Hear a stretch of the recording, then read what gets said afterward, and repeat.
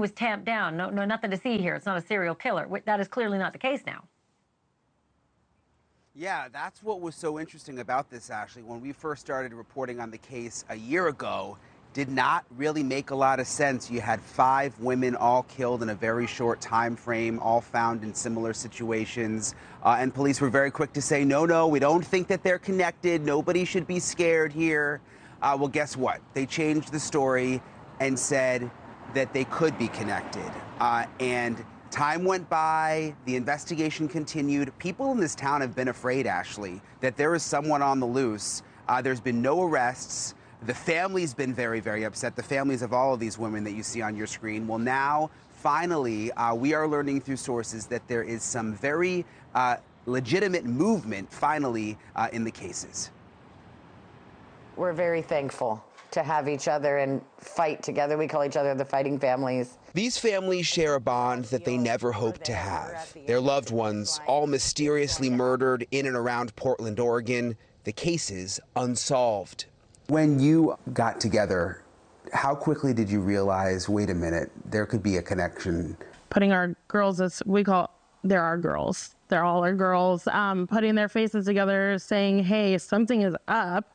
And either we have a serial killer or we have 5 homicidal maniacs. I don't know which one would be worse. 5 Oregon women dead, all within a 3-month period, including Kristen Smith, found in a field February 19th, 2023.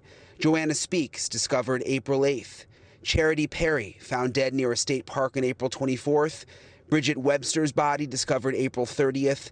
And Ashley Rial, found May 7th in a rural area. Police in Portland initially said the deaths were not connected, trying to calm fears about a serial killer.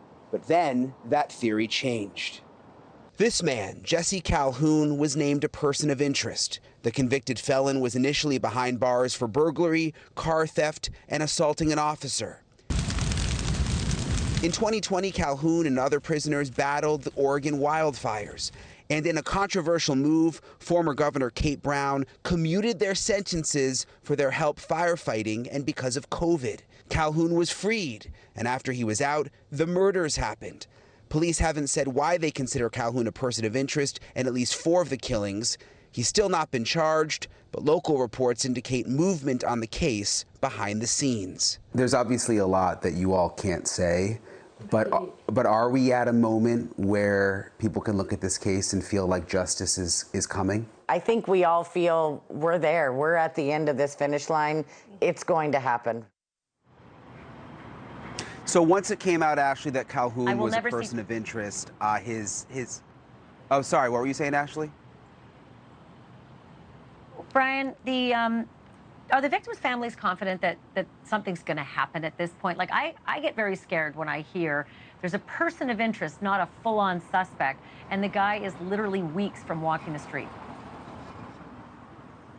I mean, yes, and they've been through a lot. I mean, because they feel that this case was not taken seriously in the beginning. You know, many of these women were, involved in drugs, were homeless, which, by the way, is not uncommon in Portland. I mean, come to Portland right now. It's pretty shocking when you walk around what you see right here in terms of drug use and homelessness. It's common, and regular good people fall into that lifestyle here. And Jesse Calhoun may have taken advantage of that. That's something that may come out. But, it has been frustrating. The families have banded together and actually been able to do some investigative work on their own, which may have actually aided the case. Listen to what Joanna Speaks' sister told me.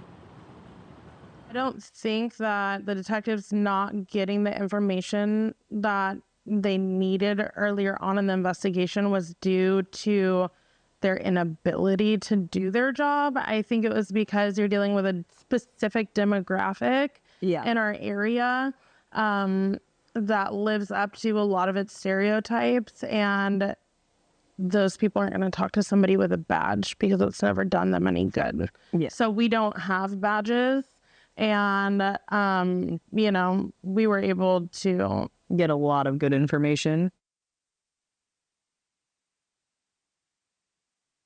Sisters, Ashleigh, over the last year have come together and they have gone out together to these areas, to parts of the city, to get information on their own where people are more comfortable talking to them than the police. And they've been able to go to the police with a lot.